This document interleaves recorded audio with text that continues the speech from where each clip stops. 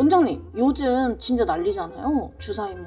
근데 그거랑 같이 화제된 게 나비약이더라고요. 원장님도 보셨죠? 봤죠. 근데 이게 사망 얘기까지 나오던데 나비약이 정확히 뭐예요?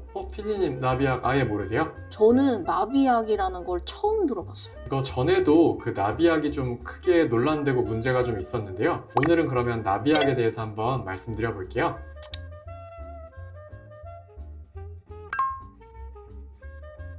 그럼 원장님, 나비약이 정확히 뭐예요? 일반적으로 말하는 그 나비약은 일단 생김새가 이렇게 나비 모양으로 되어 있거든요. 그래서 나비약으로 알려져 있는 거고, 나비약이라 함은 펜터민 성분의 이제 그런 식욕 억제제를 말하는 경우가 많습니다. 중요한 건 이게 그냥 보조제가 아니라 조금 강하게 관리되고 있는 처방약이라는 거예요. 효과가 좀 비교적 강한 만큼 오남용으로 인한 문제가 생기기 쉬워서 이제 관리가 좀 타이트한 편이에요. 인터넷에는 뭐 마약이다 뭐 이런 말도 되게 많던데요. 그런 표현이 나오는 이유가 이 약물이 이제 중추신경계를 자극해서 좀 몸을 흥분시키는 방식이라서 뭔가 살을 빼는 약이라기보다는 몸을 좀 계속 각성 상태로 몰고 가는 약에 가깝거든요. 그러니까 쉽게 말하면 이렇게 뇌 쪽을 좀 자극을 해서 교감신경을 강하게 활성화시킵니다. 이 교감신경이라는 게 올라가면 우리 몸이 어떤 모드가 되냐면 약간 좀 뭔가 무서운 걸 보고 놀랐을 때를 생각하시면 되는데, 일단 몸이 긴장을 하고요. 막 심장도 빨라지고요. 주변 반응에 되게 예민해지고 뭔가 지금은 뭔가를 먹을 때가 아니다, 이런 쪽으로 시스템이 돌아가게 돼요. 그러면 몸이 약간 비상 상황에 들어간 모드겠네요. 맞아요. 이제 몸이 그렇게 반응을 하게 돼요. 식욕이 막 확 꺼지고 심장이 빨리 뛰고 막 혈압도 올라가고 그러면서 잠도 잘 안 오거든요. 근데 먹은 건 없는데 막 에너지는 넘치고 이런 느낌이 들어요. 그래서 단기간에 뭔가 좀 확 빠진다, 이런 얘기가 나오는 거죠. 사실 근데 내 몸의 정상 상태를 인위적으로 막 끌어올려서 결과를 만드는 방식이기 때문에 이걸 그냥 가볍게 다이어트 할 때 쓰는 약, 이렇게 보는 시선은 좀 위험하다고 봅니다.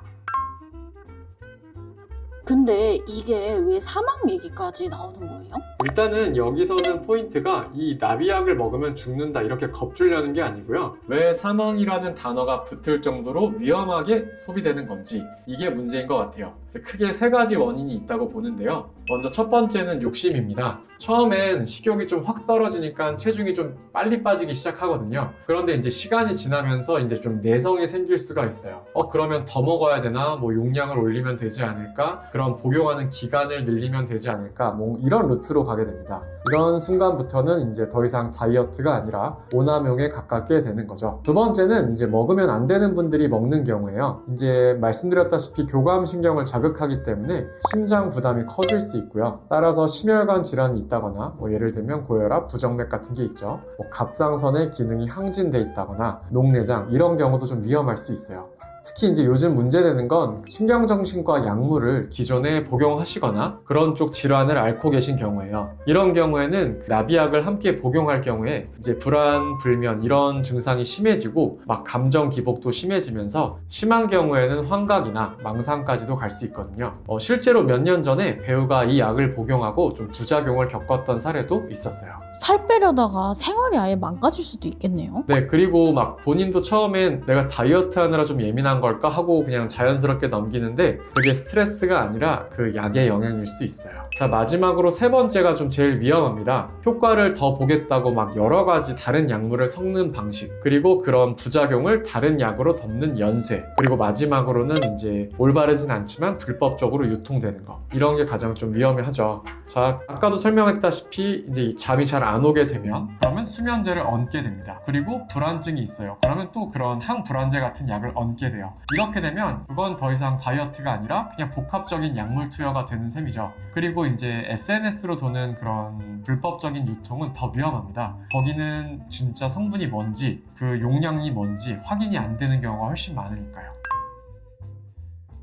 나비약의 흔한 부작용이 이제 심장 두근거림, 혈압이 올라가는 듯한 느낌, 그로 인한 두통, 불면, 입마름, 안구 건조, 아까도 나왔던 뭐 불안, 초조, 신경질적이 되고 뭔가 공격성도 증가하고 뭐 감정도 좀 기복이 심해지고 이런 것들이 있는데, 사실 여기서 좀 더 위험한 신호는 좀 가슴이 아프다거나 흉통, 숨참, 뭔가 어지러움이 상당히 심하다는 경우, 그리고 뭔가 정신과적 증상이 확 바뀌는 경우예요. 만약에 이런 이벤트가 발생하면 뭔가 참고 먹자 이렇게 하시면 안 되고요. 약을 복용을 중단하시고 반드시 다시 평가를 해야 됩니다. 근데 많은 분들이 살은 빨리 빠지니까 그냥 버티고 먹는 경우가 많은 거죠. 네, 맞아요. 근데 사실 저는 그 순간부터는 이미 좀 위험하다고 봅니다. 그래서 이 약은 버티는 약으로 접근하면 안 될 것 같아요.